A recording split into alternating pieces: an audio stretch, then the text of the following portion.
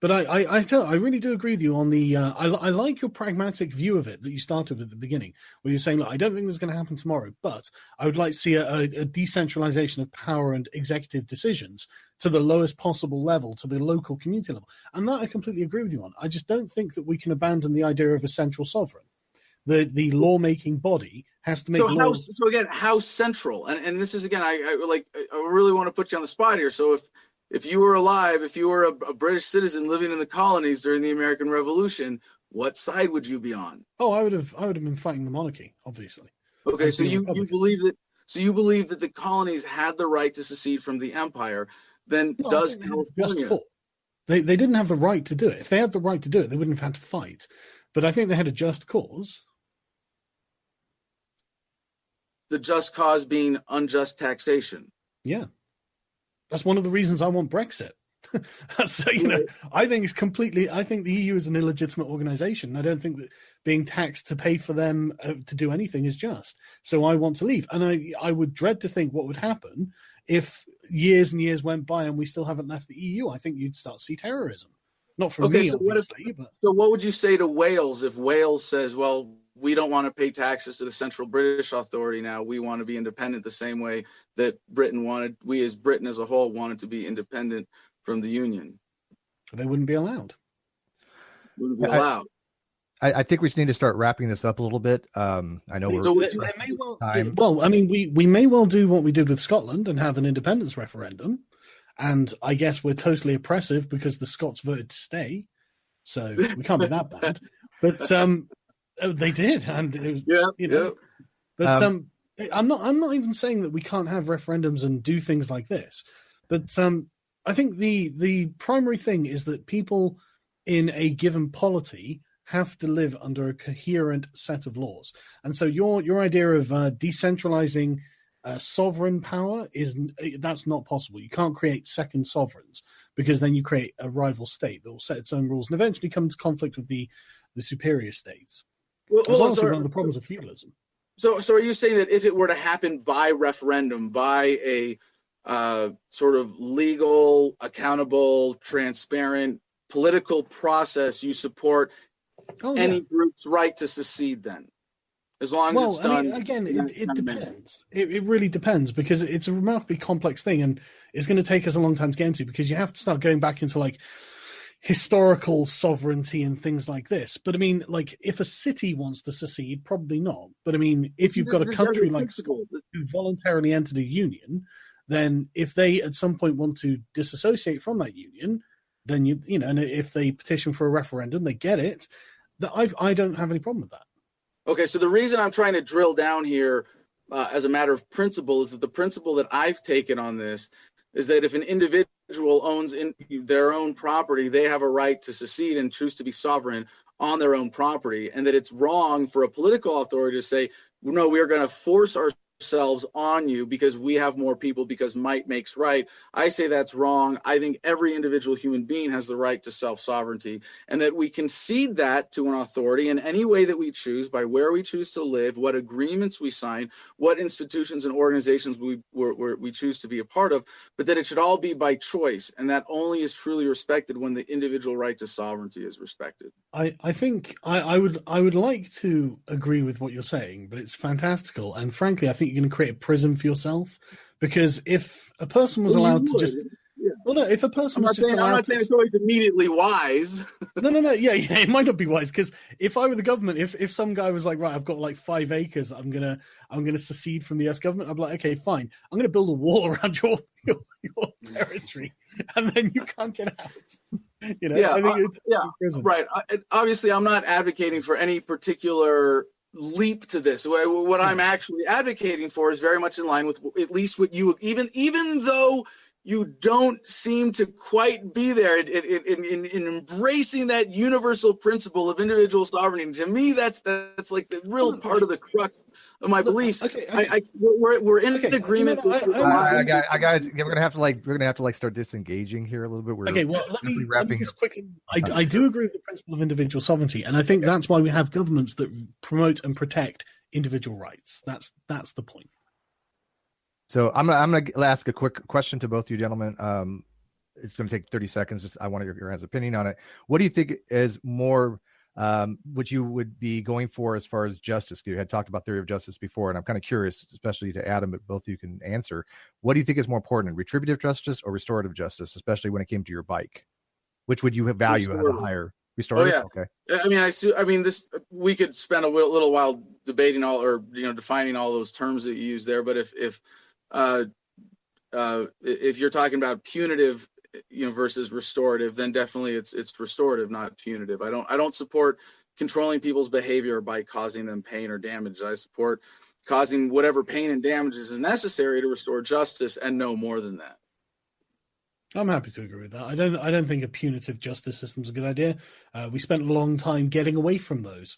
So yeah, I mean, I personally think the English common law is the best the best solution we've come to so far in comparison to any of the justice systems I've seen, like Sharia or the inquisitorial French system. I think the common law system is the best one, which is incidentally what the United States is based off. So I would say stick with that. Yeah, and I happen to agree with both of you gentlemen on that. All right, we got some super chats if you just don't mind to get out of the way. That's like about 4 of them. I'm going to read them off real quickly. ESO says for $2, libertarian for no more Applebee's suits. ESO says for $2, Sargon needed some fruit, so he had to dig. That's not very nice. So I needed, say again. He said Sargon needed some fruit so low he had to dig. No, that's not nice. Come on. That's not nice. Melissa Carley, $10. Wars in the 1700s are totally the same as a war would be in the 21st century. The founders were wrong. Standing armies were inevitable due to the industrial age and the nation state. Yeah. Totally agree. Yeah. Totally agree. And ESO says $2. At least Sargon spoke up more this time. Didn't I speak up last time? I did. Yeah, both really good talks. You did speak up last time. I think people have this expectation that you're going to come in guns blazing and I tried to be nice in person. Yeah. Well, I was hoping for a little more condescension with that beautiful British accent. It's really not there. It's you really, because it's like bringing a gun to a knife fight. You've got the British accent and the gray just perfect in the beard there. It's like this great intellectual authority, and the condescension it's so easy. Why not? Very true. Yeah, but the thing is, Adam, I've seen you debating on the street against progressives, collectivists, and I don't agree with your. It's not that even I don't agree with your ideal. I mean, I think that if I had the option, that does sound nice. I just think it's really never going to happen. I don't even know if it is desirable for it to happen. But ultimately, I understand where you're coming from. I don't think it's from a place of bad intentions. And ultimately, I think you make good arguments for capitalism above things like socialism. And so I don't have any desire to try and stop you in your mission to do that, So let me share, because I want to share something then that to me is really important that I think I generally bring to the conversation around libertarianism that most people don't, which is the impact of technology today and of what we see as future technologies right around the corner. And aside from the general decline in violence, the general increase in human productivity, I think if you just factor those things and you go, well, it's kind of inevitable, how can you justify a welfare state when we are so productive as individuals that you can work for a year and support a family for 100 years at a good quality of life? And that's the nature of technology, is that the value of an hour of human labor in terms of what actual quality of life goods and services are produced from that hour of labor goes up, and that goes up exponentially with technology. The problems of communication, like the drug war. I mean, the drug war is based on so many offensive lies that it's like you just can't maintain that in the age of the internet. Like that, it's ridiculous. And so I could keep going, because to me this is like really what I'm passionate about, is seeing how government is being rendered obsolete. But to use a really immediate petty example, and I don't mean the internet, which is huge, but self-driving cars. According to the U.S. government, the majority of interactions with law enforcement in the United States happen at traffic stops. Well, you can't pull people over when they're driving their own cars. Sorry, that part of the government racket just goes away.